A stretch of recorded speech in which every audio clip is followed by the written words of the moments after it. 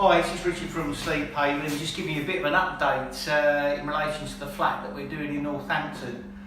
Some of you may have seen the before and after pictures and the walkthrough that I did. We've just been, as I say, cleaning the place up and degreasing it and getting all the prep done for the decorating side of things.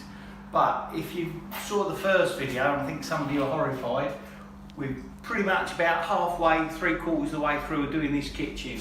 And if you have a look, we've absolutely degreased all these cupboards and everything compared to what they were.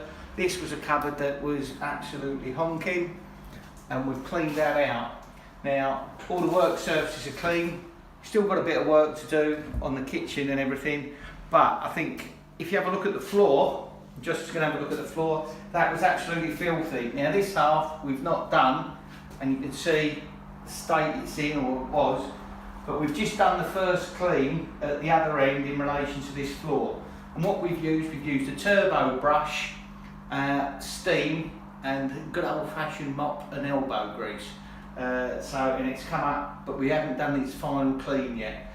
But if you have a look here as well, we've had to remove the kicker boards.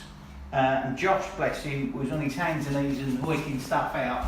And I think you can see under here just some of the grease and some of the muck that was under there. So we've had to pull out all the kicker boards, and we're going to replace the kicker boards. Going to replace this kitchen door here and that unit, that carcass. But then if you have a look, we've had the oven out, the oven's been replaced. But then you have a look under here, and we've got underneath there, pulled the oven out and we've cleaned underneath there.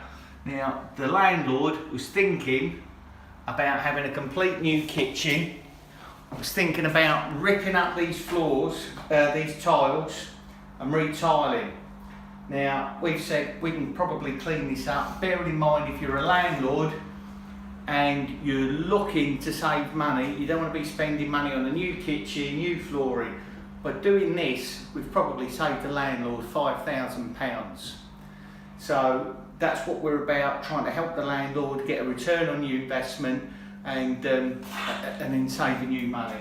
So we'll give you a full progress update or when we've finished, but at the moment that's us, and I think I've deserved a bit of tango. Anyway, take care.